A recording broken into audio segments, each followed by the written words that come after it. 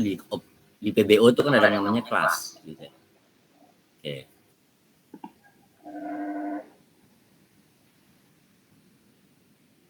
Nih, timeline. Garis putus-putus. Vertikal bentuknya, atas ke bawah gitu. Nempel di objek. Ya, nempel di objek. Oke.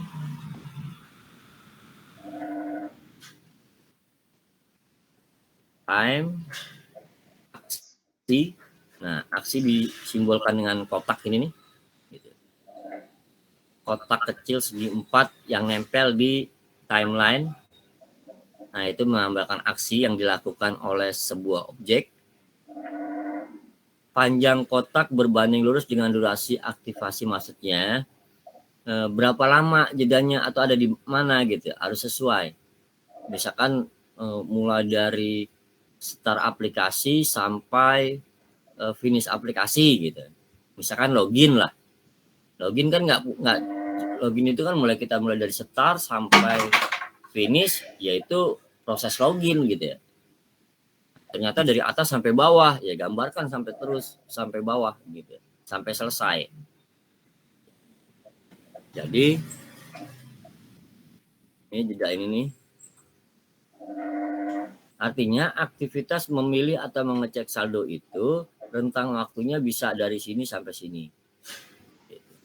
Nah, di antara aktivitas ini ada aktivitas lain di dalam ini gitu. Ngapain ya? Lihat, ngecek saldo, tampilkan saldo dan seterusnya. Sampai penarikan juga boleh gitu. Penarikan misalkan. Nah, itu kan masih di area proses saldo. Proses saldo. Nah, ini aktivitasnya. Rentang waktu ditunjukkan oleh si sequence tadi ya. Jadi saya ulangi, ada lifeline, ada aksi. Lifeline digambarkan dengan garis putus-putus, aksi digambarkan dengan kotak kecil. Pesan itu kalimat yang dituliskan pada saat aksi tersebut berlangsung. Umumnya dari titik satu ke titik yang lainnya. Ini contoh pesan. Dari lifeline 1 ke lifeline yang berikutnya. Atau bisa jadi ini sampai sini boleh gak? Boleh. Ya tergantung situasi kan. Ini lifeline, pesan.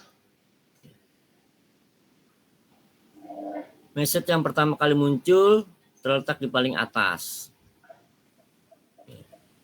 Pertama kali muncul, artinya aktivitas yang pertama kali dilakukan paling atas, aktivitas berikutnya menyusul sesuai urutan. Terdapat 3 jenis: sinkron, asinkron, reply. Ya, garis penuh dengan mata panah tertutup, garis penuh dengan mata panah terbuka, garis putus-putus. Ya, hati-hati. Sinkron, pesan yang dikirim oleh satu objek ke objek lain, dan objek pertama menunggu sampai hasil aksi selesai. Sebelah.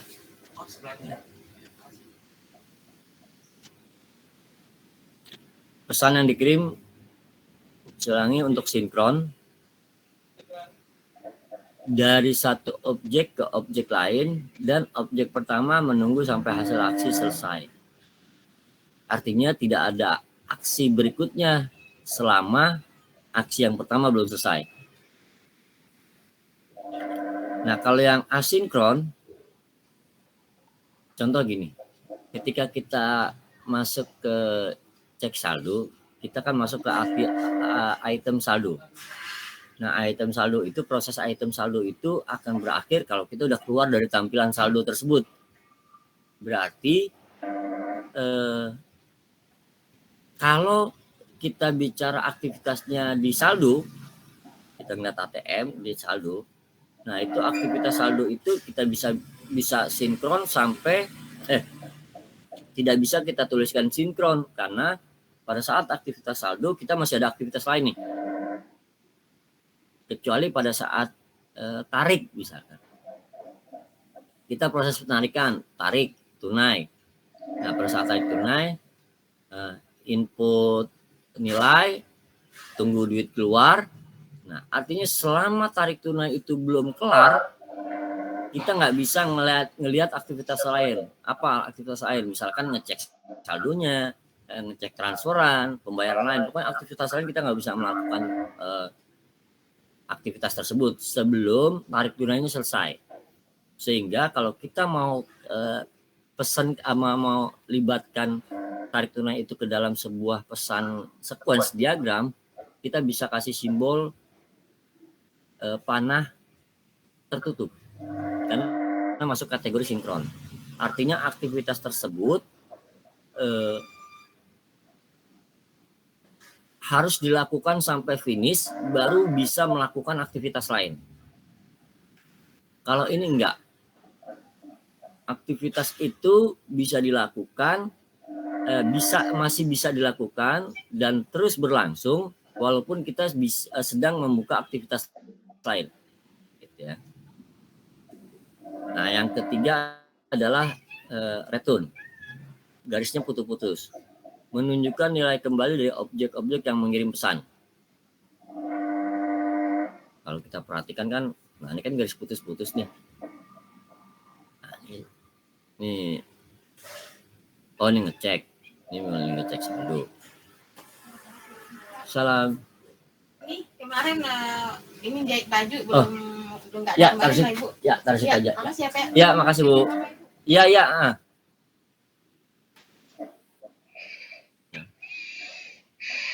Oke, saya lanjutkan.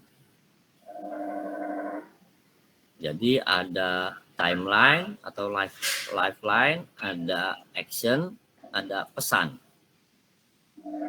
Contoh. Ini contoh.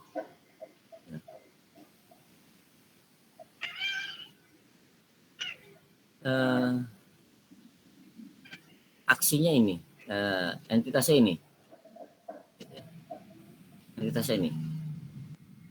Seorang analis melakukan analis keuangan. Pada saat melakukan itu aktivitasnya adalah get available report, get report dari lifeline 1 ke lifeline berikutnya. Gitu.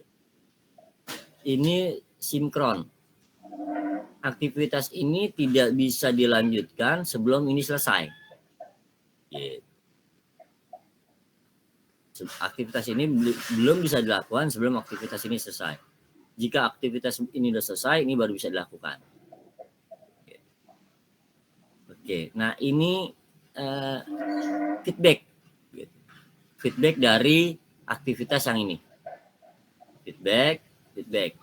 Artinya ketika dia meminta laporan, dia menerima laporan. Contoh, ketika analis ini objek analis, entitas analis itu melakukan permintaan ke sistem yang terkait dengan report, gitu kan? Kelasnya kelas report, gitu. Ini kelasnya kelas analis, gitu. Dia meminta actionnya ini, gitu.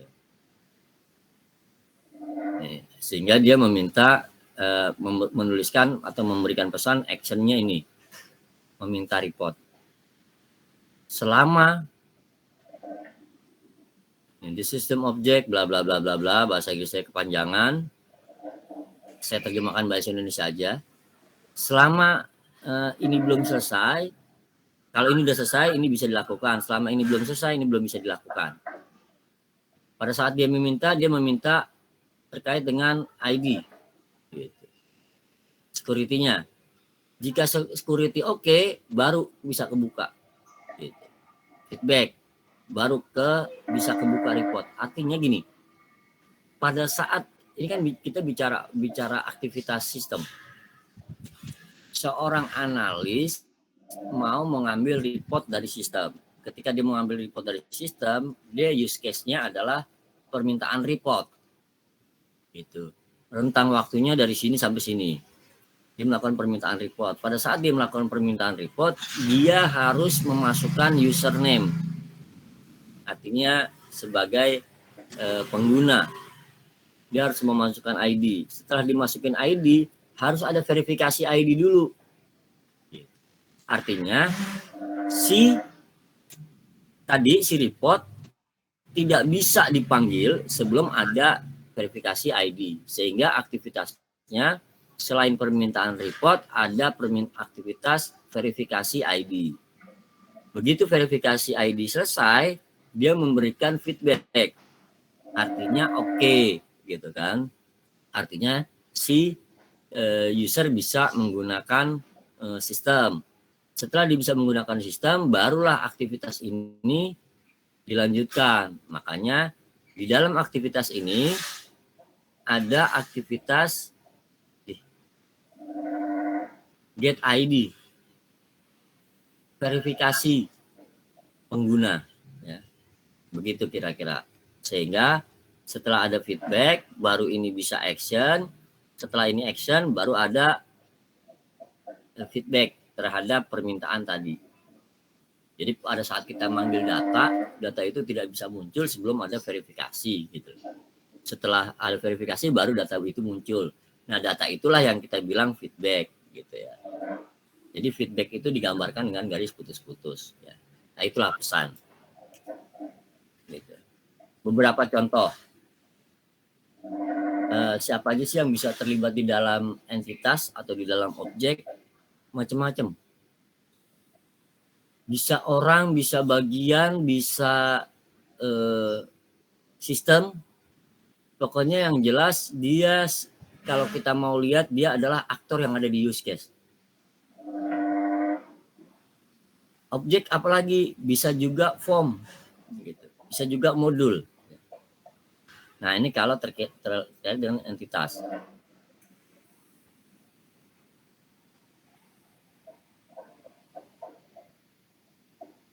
Ini contoh aktivitas dalam dibilang kan fun example, contoh yang digambarkan orang, ya kan, tendang kucing misalkan. Terus kucingnya ngapain? Kucingnya laporan ke polisi, gitu kan. Begitu laporan ke polisi, ada inspektor, dia laporan ke inspektor. Laporan ke orang, terus ini laporan ke polisi. Terus polisi ngapain, gitu. Polisi ternyata nangkep orangnya, kan gitu. Contoh lagi. Tendang, melakukan penendangan, melakukan aktivitas penendangan, melaporkan, baru membawa. Yang bawa siapa? Polisi. Kok ini nggak putus-putus? Ya enggak lah, karena kan action. Ini bukan permintaan. Kecuali kalau ini adalah permintaan. Anda login. Nah, feedbacknya itu garis putus-putus pasti. Karena Anda bisa masuk. Jadi tidak ada, bukan pemanggilan data gitu loh. Ini data yang selesai gitu ibaratnya. Nah, oke. Ada istilah rekursif. Ya, hati-hati. Saya berharap banget untuk yang sequence memang agak lebih teliti, karena dari awal udah saya sampaikan use case simple, activity simple, class lebih simple. Sequence agak ribet karena sequence itu harus menampilkan semua objek yang terkait di dalam sistem. Semua objek harus jelas. Jadi kalau bicara detail, di situ ada use case-nya, ada activity-nya, ada kelasnya, ada kelas diagramnya. Jadi tiga model UML, use case diagram, activity diagram, kelas diagram, itu bisa dilihat, bisa juga dibaca di sequence diagram, gitu ya. Suatu objek yang memanggil dirinya sendiri. Modul tersebut memanggil modulnya sendiri. digambarkan dengan kotak kecil pada aktivasi. Nih. Ini objeknya. Ini aktivitasnya. Aktivitas ini ada penambahan aktivitas lain ketika ada pemanggilan objek di modulnya sendiri atau objeknya sendiri. Digambarkan dengan seperti ini. Nah, inilah rekursif.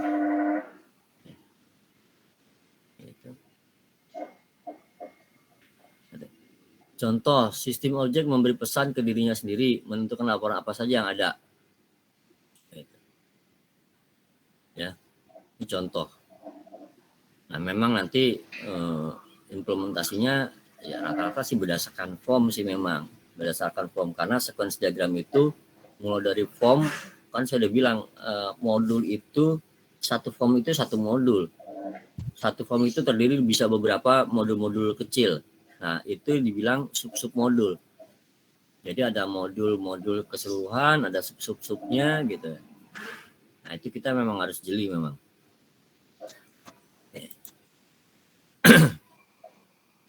Ada istilah penghapusan objek.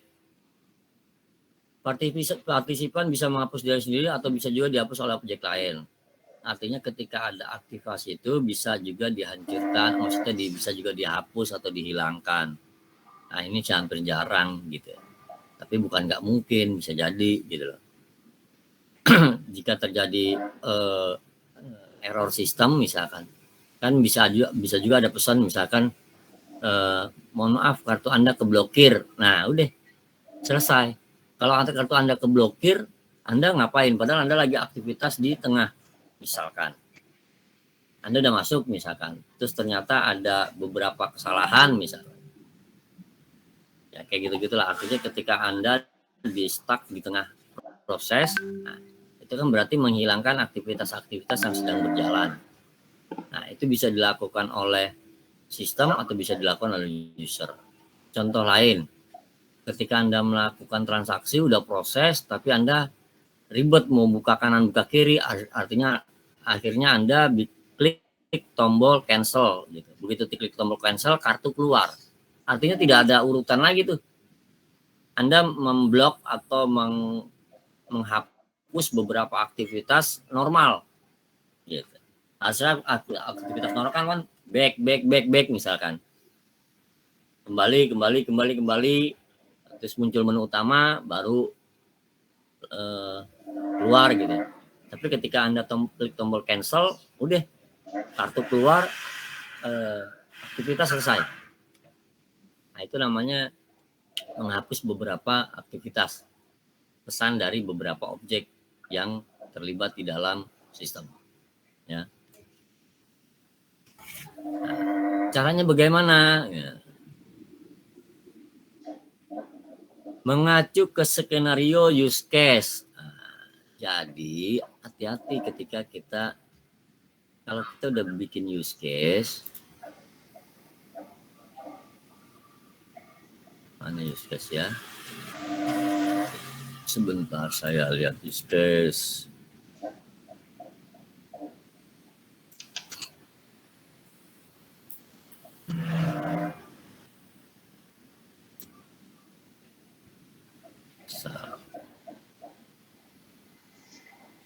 Kita ambil yang inilah misalkan.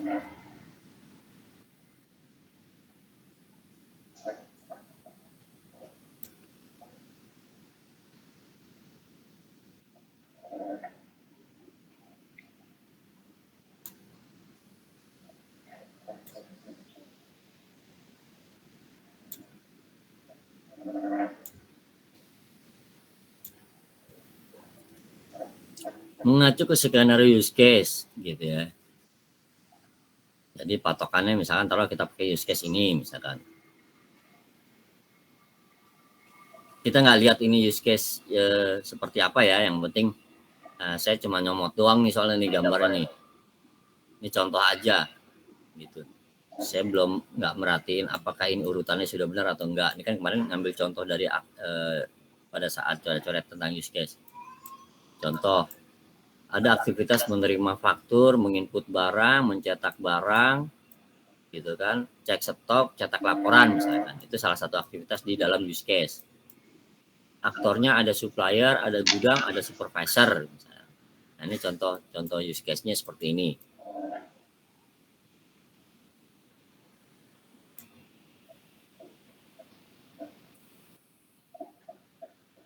Identifikasikan partisipan objek. Artinya kita buat dahulu objek-objek yang akan terlibat. Gitu.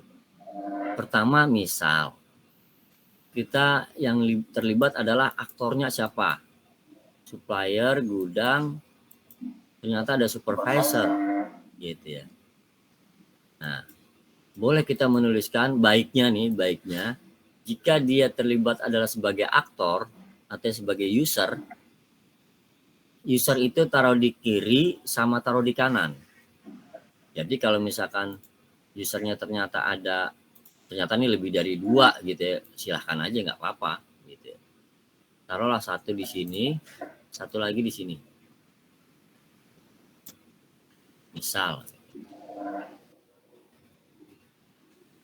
gudang,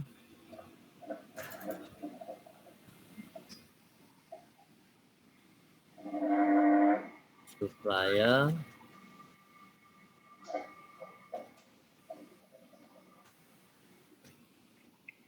supervisor. Misal.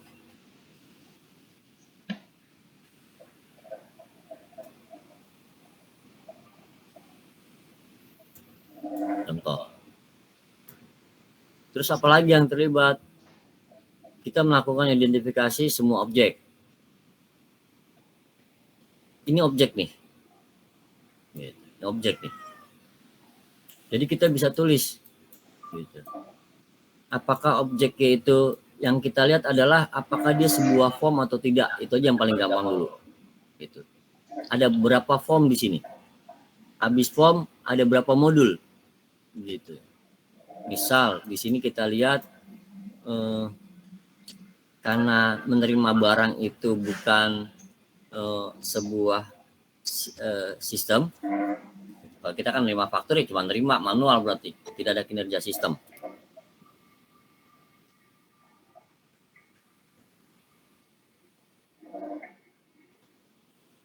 Input. Nah, ketika input berarti dia menggunakan form input. Nah, berarti di sini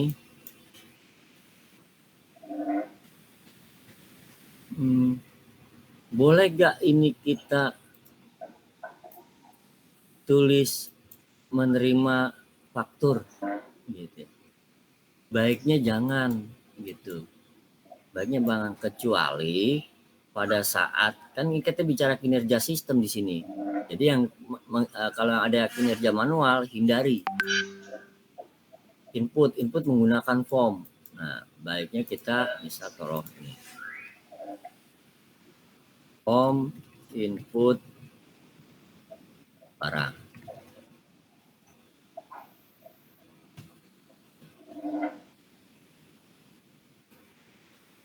Kita bisa pakai simbol nih.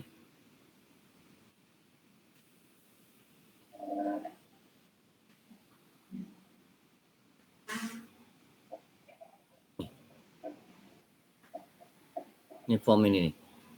Jadi kalau kita mau pakai simbol, pakainya ini, form. Kalau kita mau pakai simbol,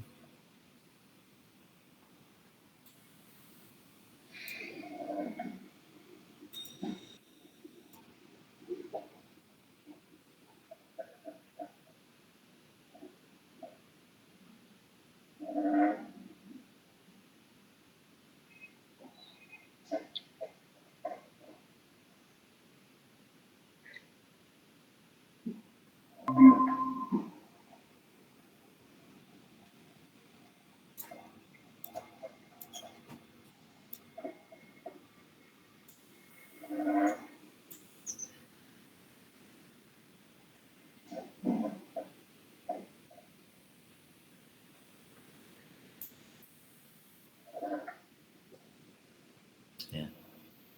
Nih.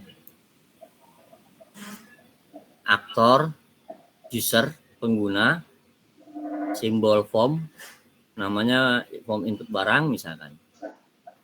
Apalagi yang kita lihat,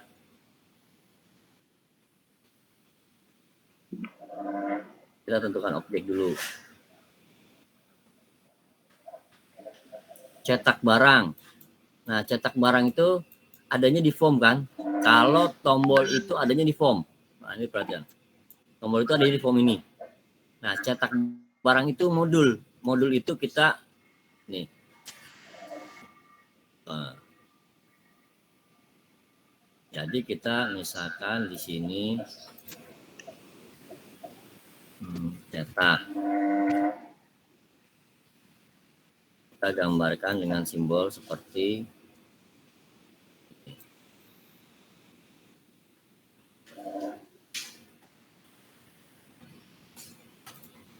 misal.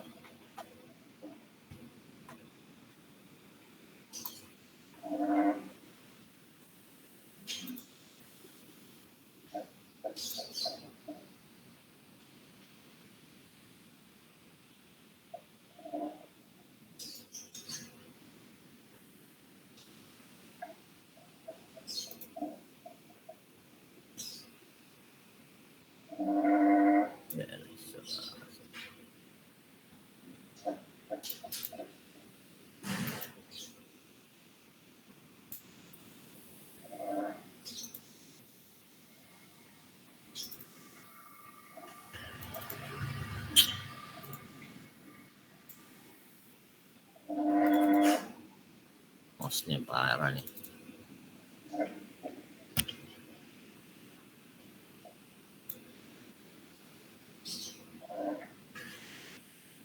Ya, contoh ininya misalkan.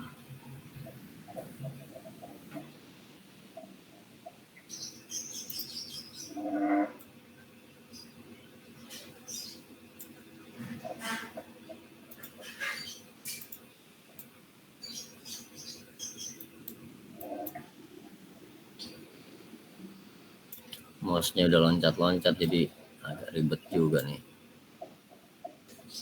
Mouse-nya tidak bersahabat.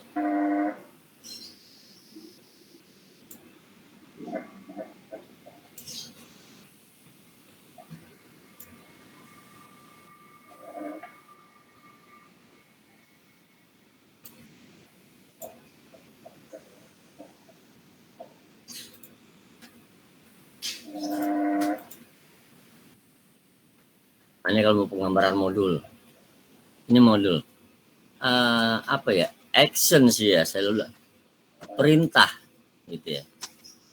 Kalau di Java di itu kalau kita ini klik aksi tiap klik misalkan action listener misalkan yang paling gampang kelihatan gitu ya.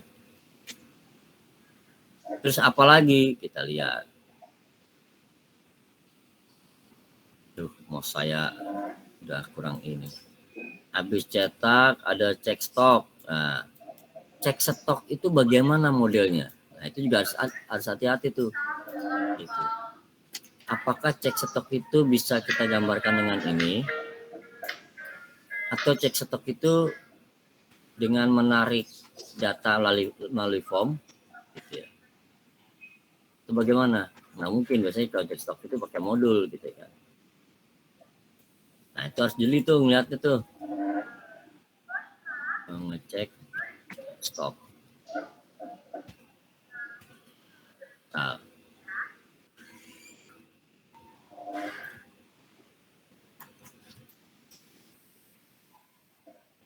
tuh, aduh.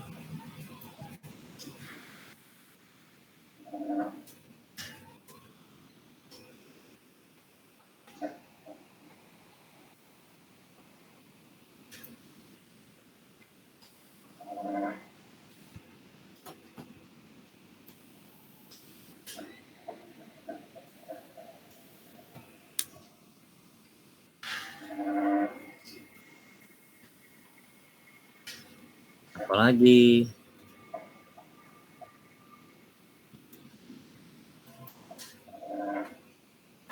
cetak laporan. Nah, pada saat cetak laporan, apakah laporan itu sebuah inputan form atau bukan? Atau pemanggilan data? Kalau dia inputan, sekali lagi, jika laporan itu sebuah inputan dan itu menggunakan form, itu kita taruh ini. Tapi jika laporan itu hanya manggil data, modul laporan, kita bisa taruh ini. Ya. Jadi tergantung mencetak laporan.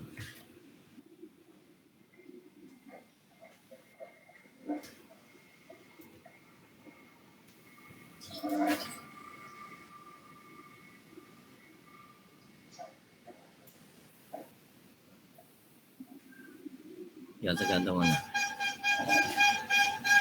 Anggaplah selesai ya, anggaplah selesai. Bisa. Coba ini kita libatkan di sini.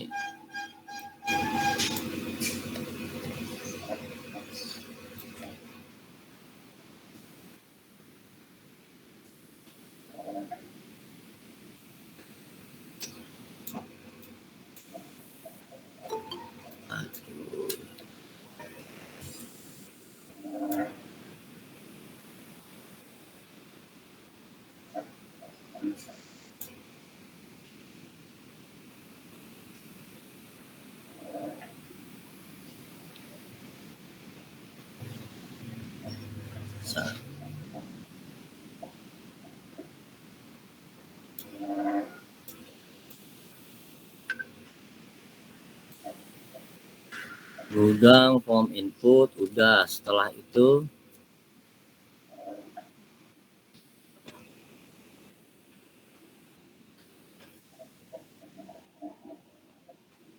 setelah kita melakukan identifikasi, maksudnya kita menuliskan objek-objek yang terkait. Jadi pertama itu kita lihat skenario use case, habis itu kita buat gambar objeknya, habis itu tarik lifeline atau time di setiap objek. Gambar lifeline untuk tiap objek. Nah, lifeline-nya ini.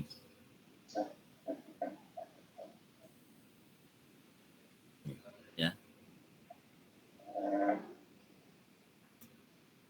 Misal.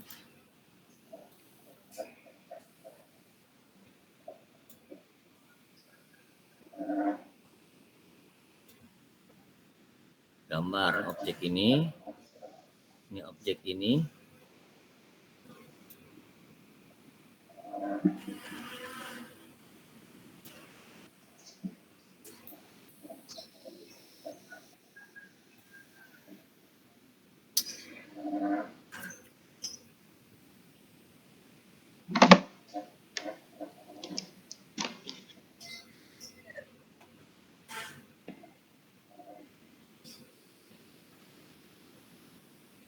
Objek ini objek ini.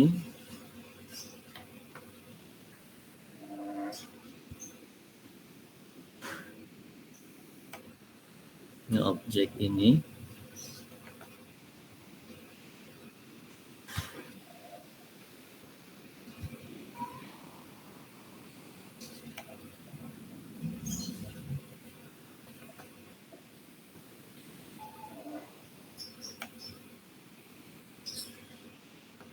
Nah, ini contoh simpel ya. Jadi langkah kedua itu habis kita gambarkan objek, gambarkan lifeline. Jangan tengok yang simbol-simbolnya dulu, jangan. Udah dua tuh. Objek, lifeline. Gambar durasi tiap objek pada lifeline. Nah, kira-kira durasi itu ini. Misalkan. Ini tuh kira-kira aktivitasnya sampai mana sih? Oh, ternyata kebanyakan gudang, mulai dari sini sampai sini rata-rata gudang semua yang bikin, misal. Kalau memang gudang semua yang bikin, ya sudah. Dari mulai sini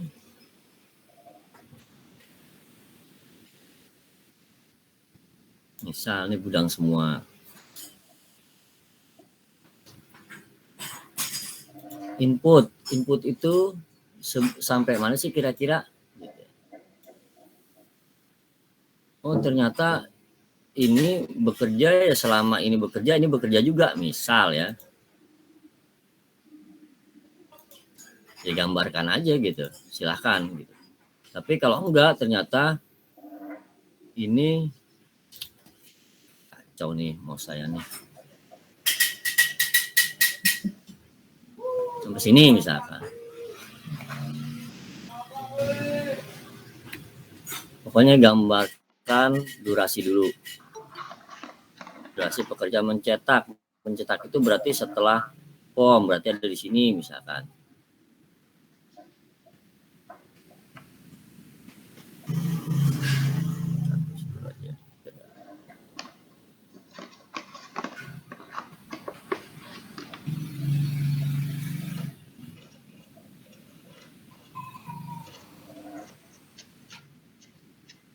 Mengecek itu setelah mencetak.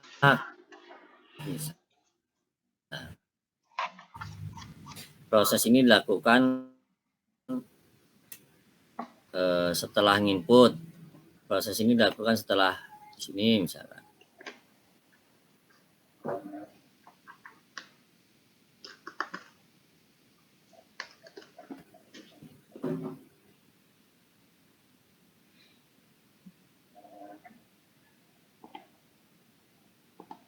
Mencetak laporan ternyata di sini.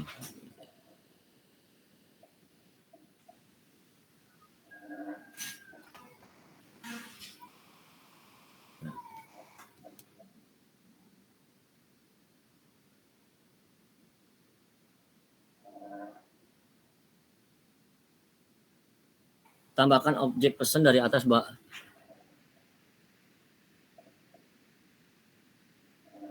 ke bawah pada diagram. Form input, menginput data barang, mencetak data barang, mengecek stok, mencetak laporan, dan seterusnya.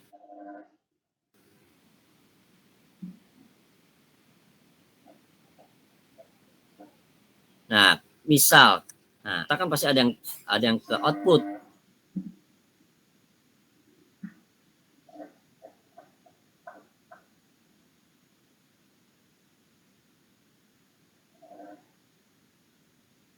Outputnya itu dalam bentuk print out.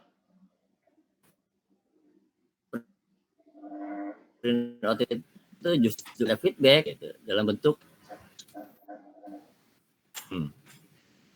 jika ada feedback. Kalau modelnya nyetak.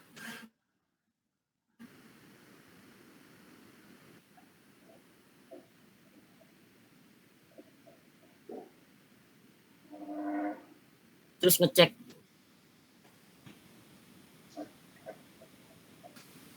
stok pada habis saat ketika dia ngecek kan pasti ada info balik ya. Info balik. Nah, kalau info balik itu ke siapa yang ininya? Ke gudang, berarti ada feedback. Ya udah nih balik lagi nih.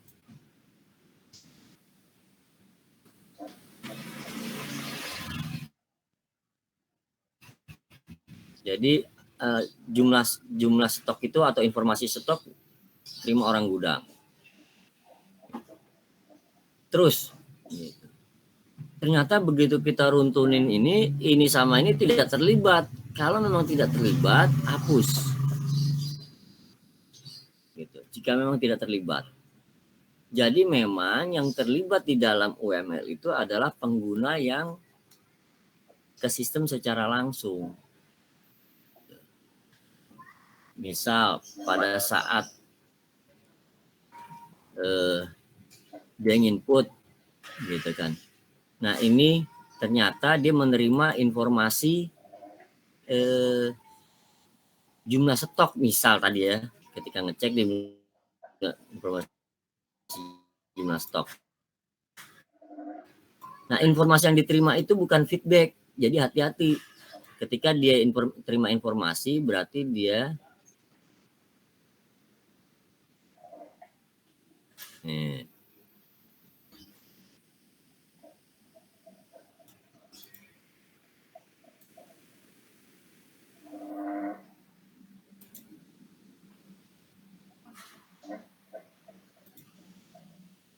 Open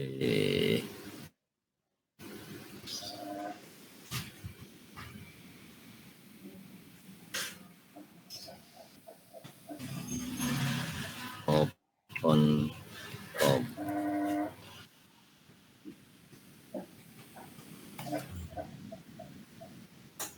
Ini mencetak data.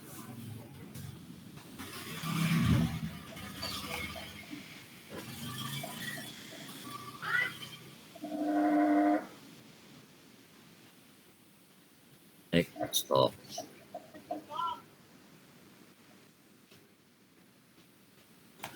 Ini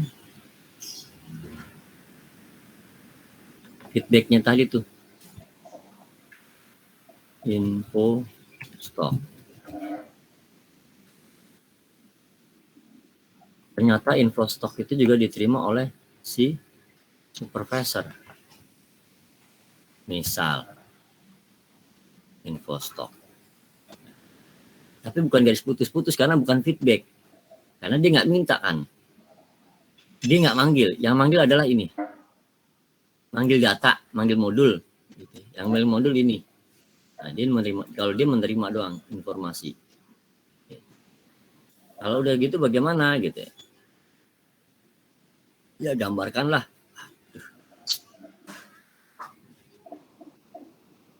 Gambarkanlah modul-modul itu sesuai dengan fungsinya.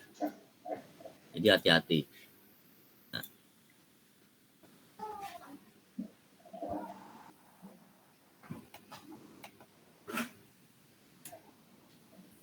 Udah belum? Ya kita lihat, kalau memang udah nggak ada lagi ya berarti selesai gitu. Kalau selesai ya kira-kira seperti inilah penggambaran daripada sequence. Nah ini kan simpel terkait dengan, lihat kalau di aktivitas di itunya hanya cuma beberapa, cuma input, mencetak, gitu, mengecek, mencetak laporan, udah. Belum ada yang lain-lain. Nah bagaimana kalau dengan transaksi yang agak ribet gitu ya, karena ini kan hanya input barang doang. Contoh misalkan transaksi yang agak ribet apa? Transaksi kasir. Nah kasir itu kan ketika dia akan habis menginput, pada saat menginput pembayaran, menginput barang, otomatis kan dia memanggil data barang. Nah kalau dia memanggil data barang, gini maksud saya, ketika ada transaksi kasir,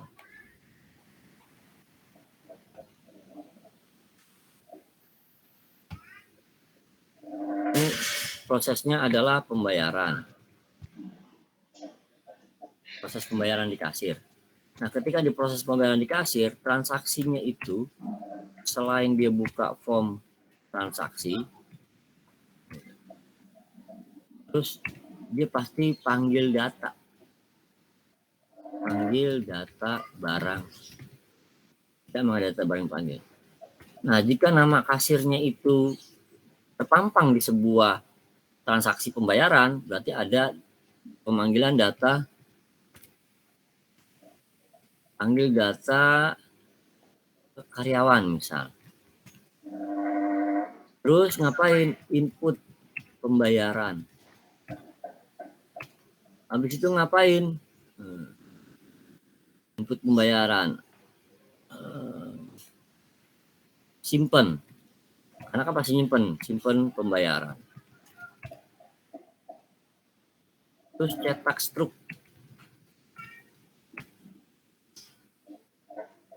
Terus apa? Buat laporan misalkan. Oh nggak ada, cuma sampai sebatas struk misalkan. Ya sudah. Gitu. Nah ini aktivitas ini kan modul semua nih. Nah hati-hati. Nah ini harus ditulis di sini. Gitu. Ini harus ditulis. Ternyata ada aktornya, ada kasir sama konsumen. Karena nanti pada saat cetak struk ini diterima oleh konsumen. Boleh di sini konsumen. Gitu. Penerimaan struk. Gitu. Penerimaan bukti pembayaran transaksi. Nah ini harus ditulis semua nih dalam bentuk modul. Modul panggil data karyawan, modul panggil data ini gitu. Karena ini modulnya, ini kontrolnya. Gitu. Jadi pada saat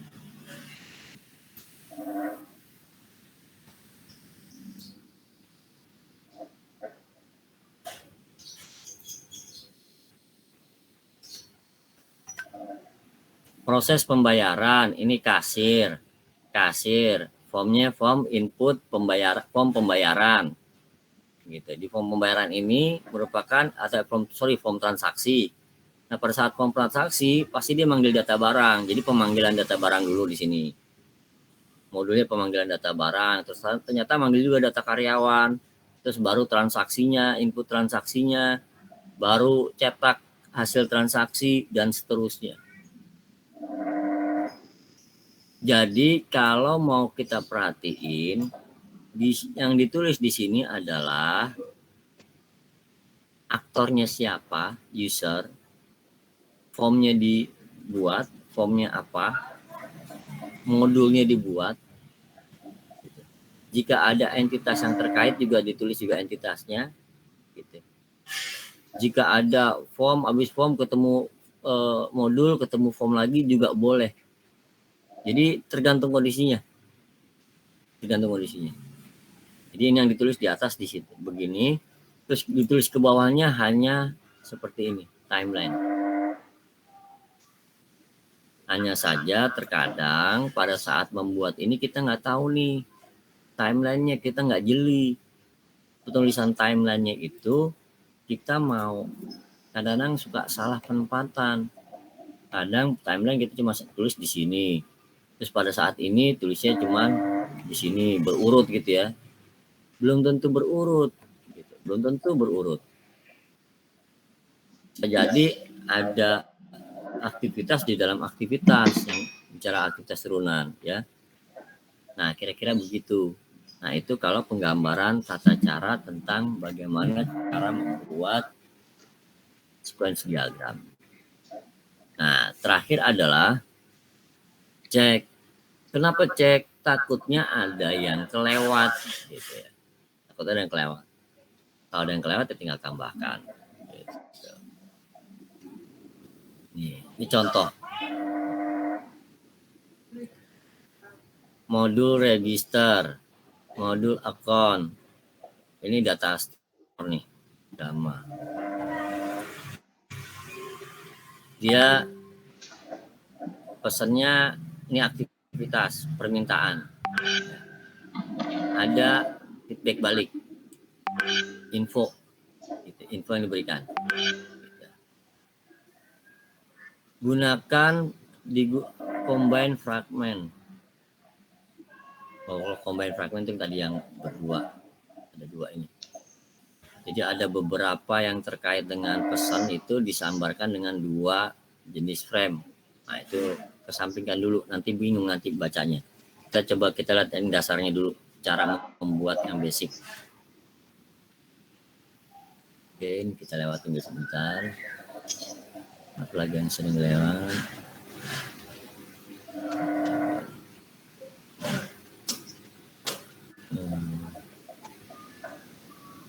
Contoh.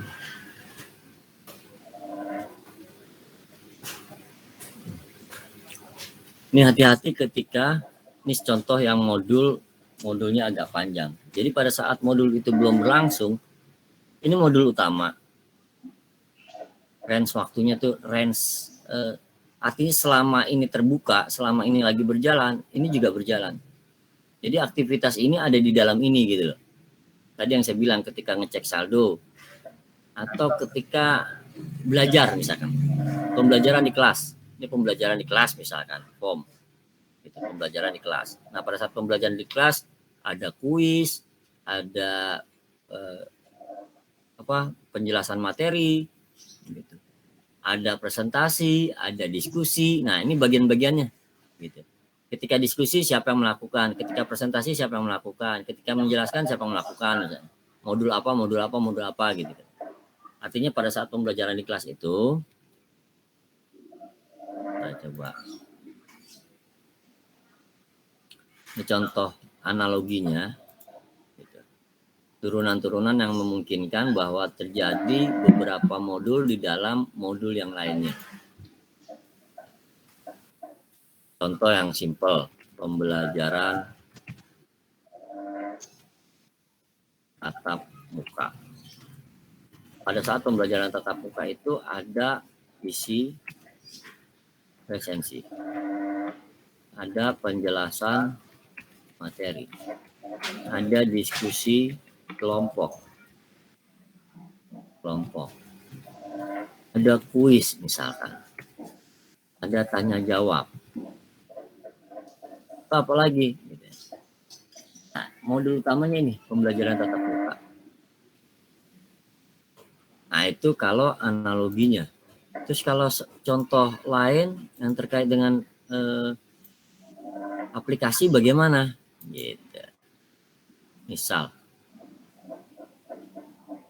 pada saat pendaftaran siswa baru, prosesnya pendaftaran siswa baru, dia di pendaftaran siswa baru itu ada proses menyerahkan berkas, menginput berkas ya. Terus ada foto, maksudnya aktivitas foto calon, memfoto maksudnya mengambil gambar foto calon. Ada proses seleksi, ada proses pembayaran pendaftaran misal, ada proses pengumuman hasil. Sampai situ misalkan kalau terkait dengan pembayaran pendaftaran. Pendaftarannya toh ya belum sampai belajar misalkan. Pengumuman hasil. Nah, ini sub-subnya nih. Jadi di atas itu sebetulnya yang bicara modul atas itu sebetulnya proses. Jadi kalau kita cermati itu proses. Prosesnya apa? Karena form itu kan sekali lagi saya suka ingetin. Form itu adalah sebuah modul. Tapi kita bisa analogikan form itu juga sebuah proses. Proses menginput data pembayaran. Pakai form pembayaran. Atasnya itu package. Paling bawah tuh kurung kerawal tutup. Nah, mulai dari package, import, public, bla bla bla bla bla, sampai kurung kerawal tutup misalnya kalau di Java misalnya. Itu baris-baris modul gitu. Modul besar. Di tengahnya itu banyak sub-sub modul. Nah, di form itu aktivitas prosesnya adalah proses misalkan pendaftaran tadi, proses pembayaran. Nah, pada saat proses pembayaran ada submodul turunan. Submodul turunan apa gitu. Mulai dari penyerahan berkas, foto, atau misalkan termasuk simpan, panggil, cetak, itu juga modul. Jadi tetap harus dibuat. Nah, di sequence seperti itu. Makanya di sequence itu patokannya use case. Karena activity juga patokannya use case. Jadi kalau kita patokannya ke activity diagram, ya hampir sama. Ujung-ujungnya juga ke use case juga. Gitu. Beberapa contoh yang dari sini misalkan kita lihat. Ya. Ini user interface, form, tampilan tadi yang saya bilang. Pada tampilan ini dia milih, ini kan tampilan isinya beberapa aktivitas, ada beberapa pilihan di tampilan itu. Yang dipilih adalah menu mengecek saldo. Di tampilan utama dia milih ngecek saldo. Pada saat kita klik ngecek saldo, otomatis ada modul, ada perintah yang diberikan ke sistem untuk melakukan pengecekan. Ya, untuk melakukan pengecekan. Nah, pada saat melakukan pengecekan, misal apa sih yang mau diminta? Misalnya, oh ternyata sisa transaksi dan seterusnya. Kita tinggal lihat aja. Ini modul.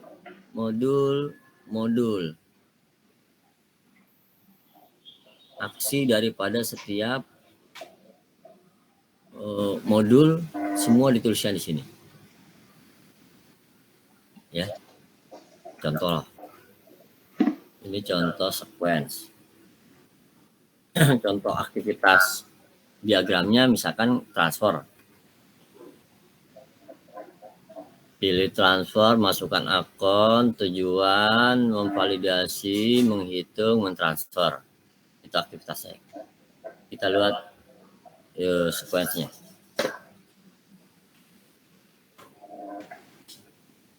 Memilih menu transfer, menampilkan, ya kan.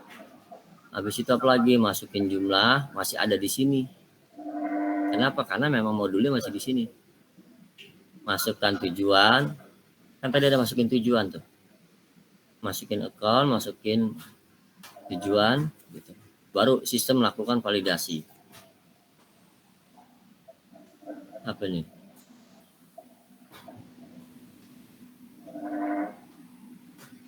Nggak kebaca, saya ngecek uang gitu ya.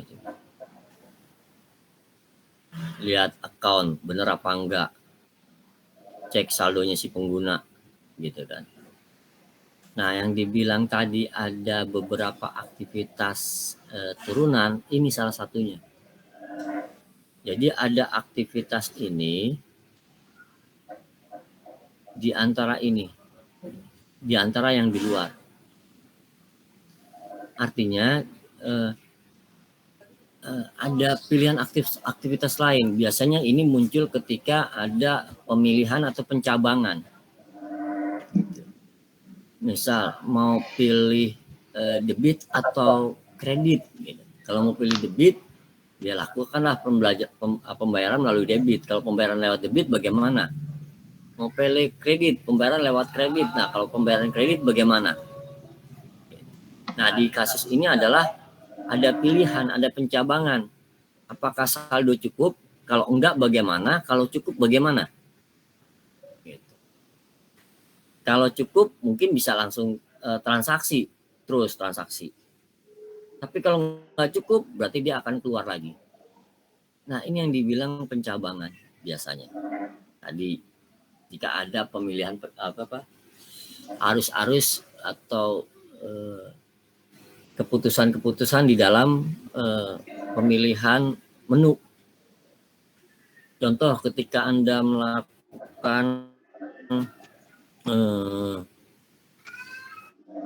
transaksi misalkan. Si kasir suka nanya beli barang gitu. Ada lagi Bu yang mau dibeli misalkan. Nah, itu kan sebetulnya pilihan. Gitu. Nah, ketika ada pertanyaan itu bisa gak masuk ke sini? Belum bisa. Kenapa? Karena ketika pertanyaan itu sudah ada penginputan data. Tapi pada saat penginputan data tidak ada pilihan apakah Anda mau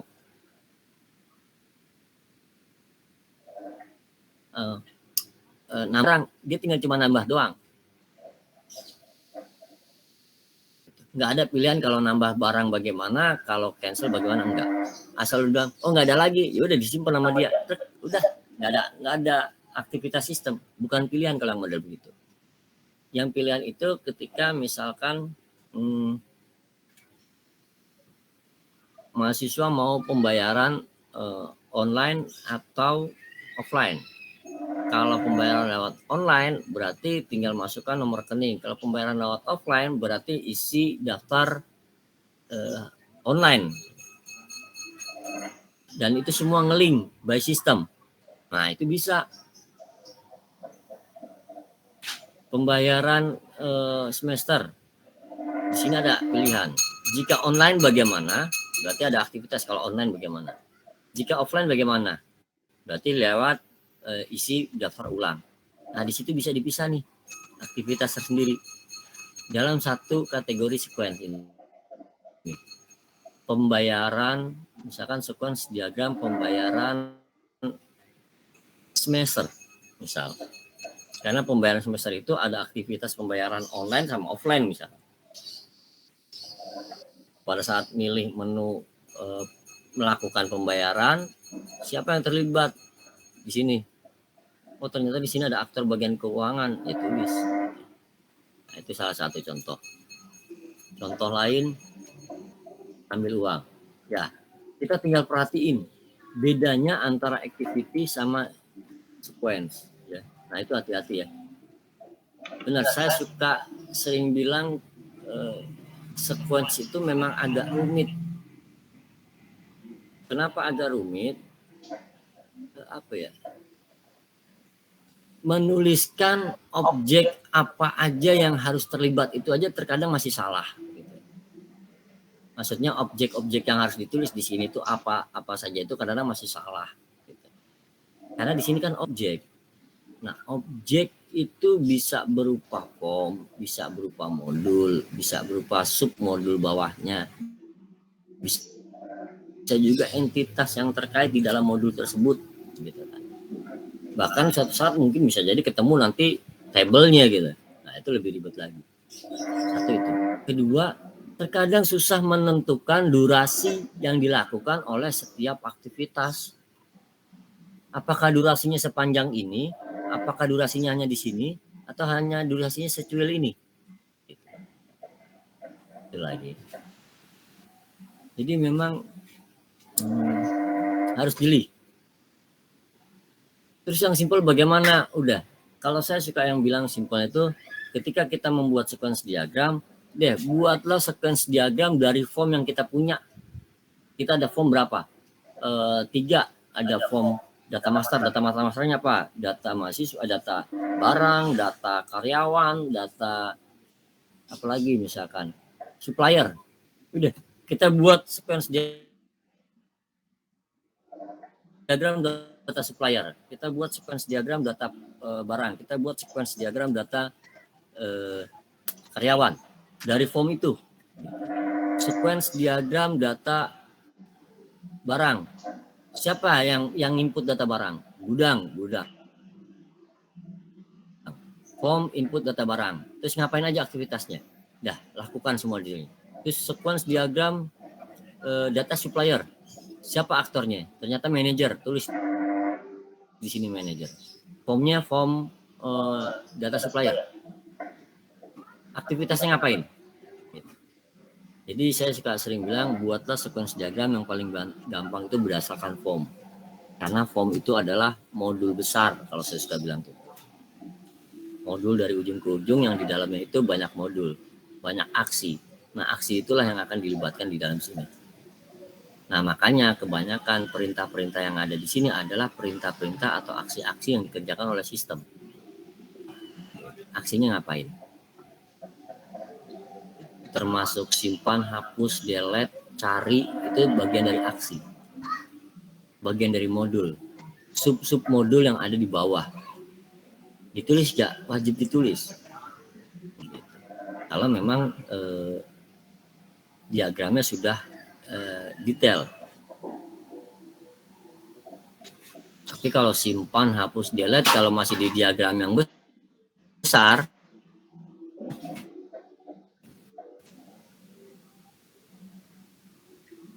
biasanya kita bilang sequence diagram aplikasi penyewaan mobil misalnya.